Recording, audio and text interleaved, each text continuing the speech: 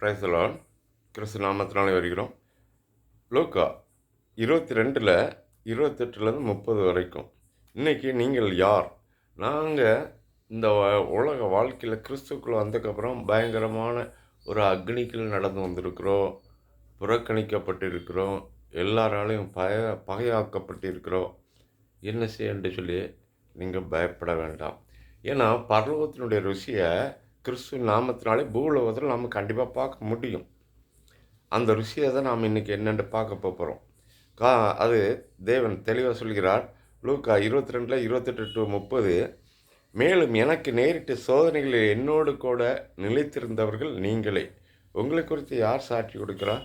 கிறிஸ்து சாட்சி கொடுக்கிறார். இவரோட பெரிய சாட்சி நமக்கு ஒருத்தர் தேவையா? அதாவது இவரோட பெரிய சாட்சி ஒருத்தர் இருக்காங்களா? இல்லை. ஸோ என் தேவன் எனக்கு போதுமானவர்.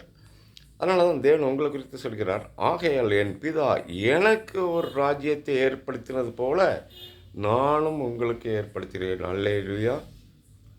இயேசு கிறிஸ்து சிலுவையில் தூக்கி அடிக்கப்படும் பொழுது எல்லாருமே கேலியும் கிண்டலும் பண்ணிக்கிட்டு சாத்தான் சரி இதோடு இவன் சாப்பிட்டு முடிஞ்சிட்டு சொல்லி இருக்கும் பொழுது பிதாவினுடைய வல்லமை கிரியை செய்து கிறிஸ்துவை உயிர்ப்பித்து இந்த உலகத்தையே கம்ப்ளீட்டாக அவர் கையில் ஹேண்ட் ஓவர் பண்ணிட்டார். இதே போல் உங்களுக்கு இந்த பூமி உங்களுடைய கையில் ஹேண்ட் ஓவர் ஆகும். அதனால் நீங்கள் பயப்பட வேண்டியதில்லை. அதனால் என் பிதா எனக்கு ஒரு ராஜ்யத்தை ஏற்படுத்தினது போல் நானும் உங்களுக்கு ஏற்படுத்தினேன். அது மட்டும் இல்லை, நீங்கள் என் ராஜ்யத்திலே என் பந்தியில் போஜன பானம் பண்ணி இஸ்ரவேலின் 12 கோத்திரங்களையும் நியாயம் தீர்க்கிறவர்களாய் சிங்காசனத்தின் மேல் உட்காருவீர்கள் என்றார். நீங்கள் என் ராஜ்யத்தில் என் பந்தியில் போஜனம் பானம் பண்ணி இஸ்ரவேலின் 12 கோத்திரங்கள் நியாயம் தீர்க்கிறவர்களாய். அப்போது உங்களுடைய வல்லமை கிறிஸ்துவின் நாமத்தினாலே எப்படி இருக்குங்கிறத நீங்கள் பாருங்கள். விசுவாசத்தில் நீங்கள் பார்க்கும் பொழுது அதை நீங்கள் பெற்றுக்கொள்வீர்கள். அதனால தான் தேவன் தெளிவாக சொல்கிறார். மத்தேயு 19:27 பாருங்கள். அப்பொழுது பேதுரு அவரை நோக்கி, இதோ நாங்கள் எல்லாவற்றையும் விட்டு உம்மை பின்பற்றினோமே, எங்களுக்கு என்ன கிடைக்கும் என்றான். அதற்கு இயேசு, மறுஜென்ம காலத்திலே மனுஷகுமாரன் தம்முடைய மகிமையுள்ள சிங்காசனத்தின் மேல் வீற்றிருக்கும்போது என்னை பின்பற்றின நீங்களும் இஸ்ரவேலின் 12 கோத்திரங்களை நியாயம் தீர்க்கிறவர்களாய் 12 சிங்காசனங்கள் மேல் வீற்றிருப்பீர்கள் என்று மெய்யாகவே உங்களுக்கு சொல்கிறேன். யாருக்கு சொல்கிறார்? உங்களுக்கு தான் சொல்கிறார். எவ்வளோ பெரிய வல்லமை இது! கிறிஸ்துவனுடைய நாமத்தினாலே நாம் இலவசமாக பெற்றுக்கொள்கிறோம். அதனால் இந்த உலகத்தை குறித்தோ மற்றதை குறித்தோ பயப்படாதீங்க. இன்றைக்கி இருக்கக்கூடிய சூழ்நிலையை பார்க்காதீங்க.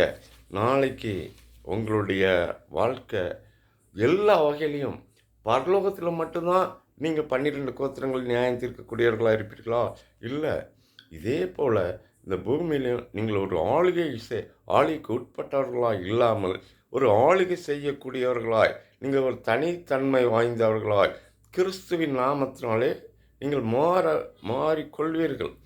இது எப்படின்னா, எல்லாருமே 100% ஊழியத்தில் இல்லை. நிறைய பேர் ஃபீல்டில் இருக்கலாம். ஆனால் அந்த ஃபீல்டில் இருந்தாலும் கூட அவங்க தேவனுக்காகவே கிரியை செய்துட்டு இருப்பாங்க. அவங்களுடைய செயல்பாடுகள் எல்லாவற்றையும் உற்று பார்த்தாச்சுன்னா தேவ காரியமாகவே இருக்கும். அவங்களுக்கு கொடுக்கப்பட்டது எல்லாவற்றையும் சின்சியராக செய்வாங்க. கொஞ்சத்திலே உண்மையாக இருந்தால் நான் உன்னை நிறைய பேர்களுக்கு அதிகாரிகள் ஆக்குவேன். அப்படி தான் நாம் ஒவ்வொருவரும் ஆக்கப்பட்டிருக்கிறோம். அதனால தான் தேவன் தெளிவாக சொல்கிறார், இந்த 12 சிங்காசன கோத்திரங்களில் உட்கார்ந்து அந்த 12 சிங்காசனம் மேல் வீற்றிருப்பீர்கள் என்று இஸ்ரவேலின் 12 கோத்திரங்களை நியாயம் இருக்கக்கூடியவர்களா உங்களுடைய பலம் எவ்வளவு? அதான் நீங்கள் ஒரு பராக்கிரமசாலிங்கிறத முதல்ல தெளிவாக நினைவு கொள்ளுங்கள். எந்த ஒரு சூழ்நிலைக்கும் சந்தர்ப்பத்துக்கும் எதுக்குமே பயப்படாதீங்க. எல்லாமே சாத்தான உங்ககிட்ட அப்படியே அட்ரஸ் இல்லாமல் ஆக்கணுன்ட்டு நினைப்பான். ஒருவேளை ஆக்கினா கூட நீங்கள் புதுப்பிக்கப்படுவீர்கள் கிறிஸ்துவின் நாமத்தில்.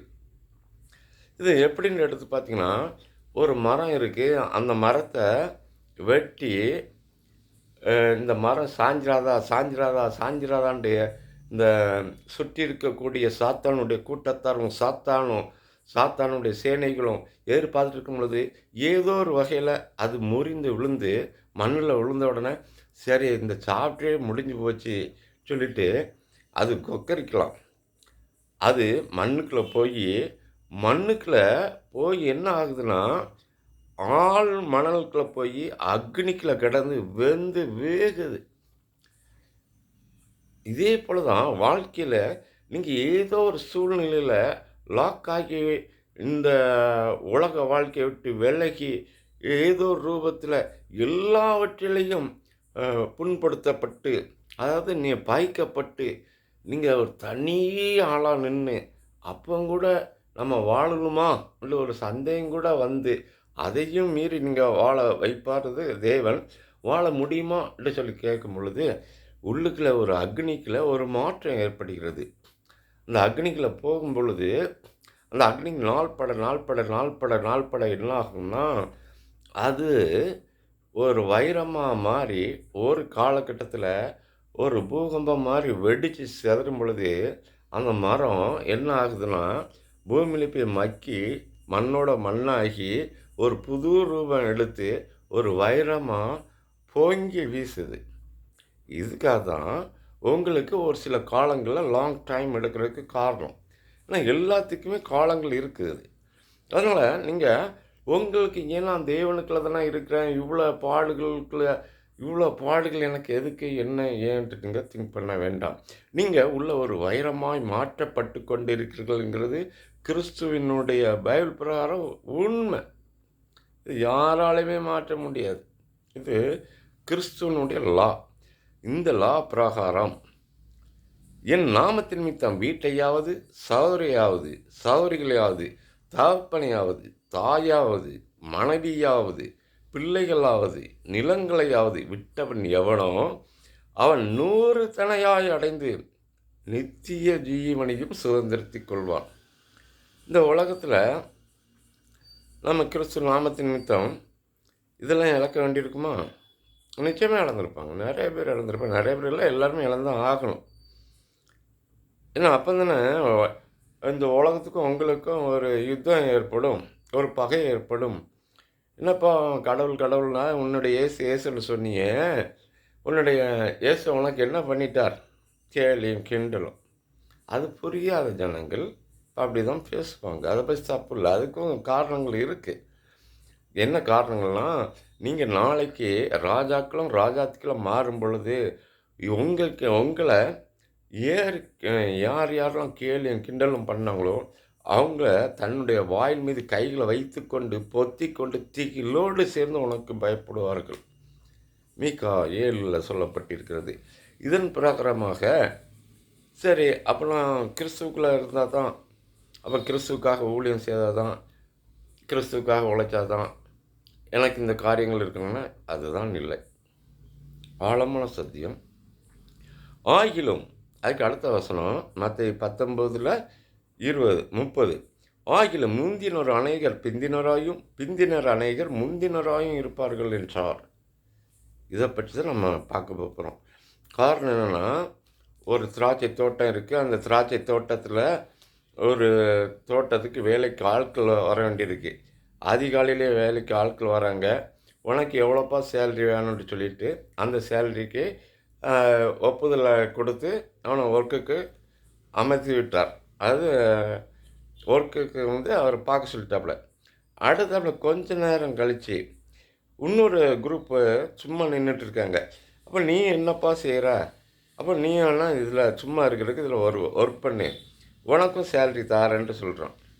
யார்? அந்த திராட்சை தோட்டத்து ஓனர். அதுக்கு அடுத்தாப்புல கொஞ்ச நேரம் கழித்து ஒரு 3 மணிக்கு ஒருத்தன் வரான், காலைல 6 மணிக்கு வரான், 9 மணிக்கு ஒருத்தன் வரான், 11 மணிக்கு வரான். ஒவ்வொருத்தட்டையும் நீங்கள் சும்மா இருக்கிறதுக்கு பதிலாக இங்கே ஒரு வேலையை பாருங்கள், உங்களுக்கு சேலரி கொடுக்க சொல்லும் பொழுது எல்லாருமே அந்த சரி நமக்கு நீங்கள் சேலரி கிடைக்கு சொல்லிட்டு அதுக்காக ஒர்க் பண்ண போகிறாங்க. இதில் ஒரு 4 டைப் 5 டைப்பில் ஜாப்பில் அமர்த்துறாப்புல. ஒருத்தன் அதிகாலையில் வரான், அடுத்தது 3 மணிக்கு வரான், அடுத்தது 6 மணிக்கு, அடுத்தது 9 மணிக்கு வரான், இன்னொருத்தன் 11 மணிக்கு வரான். 3 மணிக்கு வந்து ஒர்க் பண்ணுறவன் எப்படி இருக்கும், 11 மணிக்கு வந்து ஒர்க் பண்ணுறவன் எப்படி இருக்கும்? திங்க் பண்ணி பாருங்கள். இப்படி தான் நாங்கள் தேவனுக்காக அப்படி செய்தோம், இப்படி செய்தோம், இப்படி ஓடணும். யாரையும் நான் குறை சொல்ல வரல. பைபிளோட வசனத்தை, சத்தியத்தை நான் சொல்கிறேன். அதனால் அற்பமான மனிதர்கள் கூட தேவனுடைய பார்வையில் விலையேறப்பட்டவர்கள்ங்கிறது இங்கே சொல்லப்படுகிறது. இது வந்து அப்போ அவங்களுக்கு சேலரி கொடுக்கும் பொழுது 11 மணிக்கு வந்தவனுக்கு முதல்ல சேலரி கொடுக்குறான்.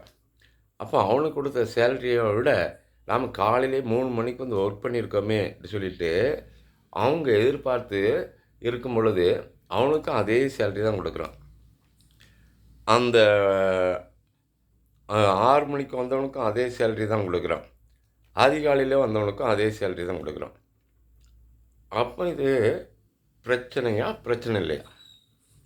ஆனால் நம்மளுடைய பார்வையில் இது பிரச்சனை மாதிரி தெரியும். அவன் செய்கிற தவறு மாதிரி தெரியும். அங்கே தான் இல்லை.